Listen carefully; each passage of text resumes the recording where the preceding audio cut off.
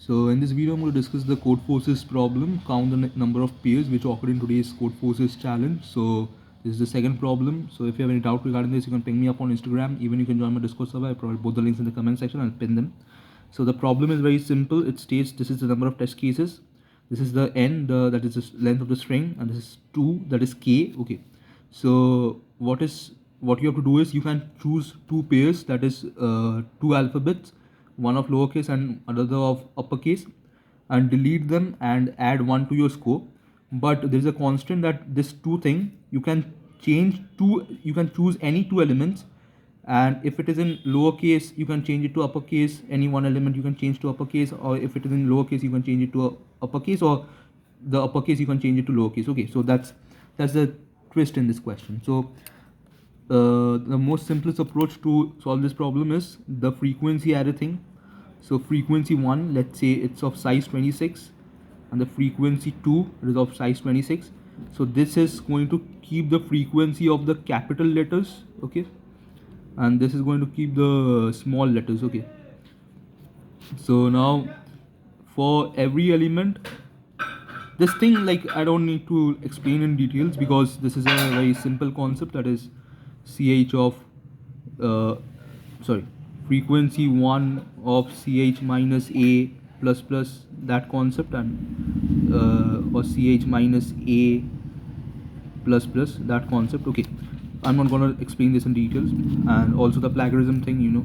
So now run a loop from 0 to 26. Okay, and let's say the minimum is the minimum of frequency 1 of I and frequency 2 of I. Okay, so if whatever is the minimum, we can add it to the score, because let's say there are 4 small a's and 5 big a's, so we can select 4 big a's and 4 small a's and add it to the score directly.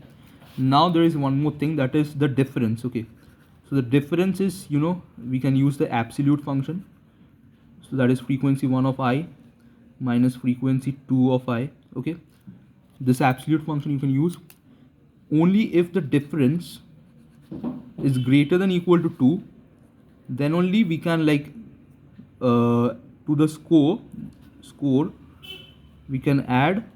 we will be adding minimum of k or difference by 2. Okay, and once we add it, we have to remove this thing from the k. Okay, k comma difference by 2. Okay, and once we are done with this, so we can add minimum to the score, that is this minimum. Okay, so what is this? Sorry, score plus, and then print the score. Okay, print the score outside the whole loop. So let's check it out with one example. For this, there are only a, b, c and e. Okay, so for small a, the number small a's are 1 2 3 4. For big a, the numbers are 1 2. Okay, for small b there is 1, and for big B 1. Okay, small b is 1 and big B is 1. For small c 1 and big C also 1. Okay, and no D and E, right? E is 1 and this E is 0. So how many are total? 1 2 3 4 5 6 7 8 9 10. We are missing something. Okay, 1 2 3 4.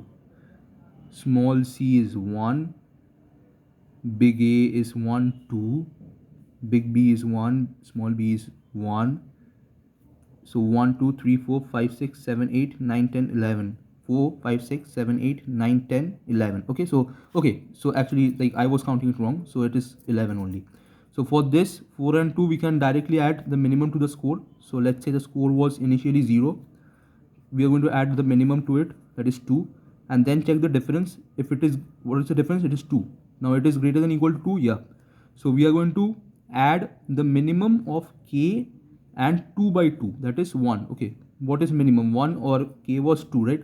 What is minimum? 1 or 2? 1 is minimum, so we are going to add 1 to it, 3, and we are going to update the value of k as k minus this minimum thing, that is 1. That is 2 minus 1 becomes 1. Okay, now k is, the new value of k is 1. For now the score is 3. For B, 1 and 1. So what is the minimum? 1. We're going to add 1 to it. For C, 1 and 1. What is the minimum? 1. So we're going to add 1 to it. Now you may be thinking that why I'm not doing that minus thing, the difference thing, because the difference 1 minus 1 is 0, right? So that is obviously lesser than 2. So we don't need to consider it.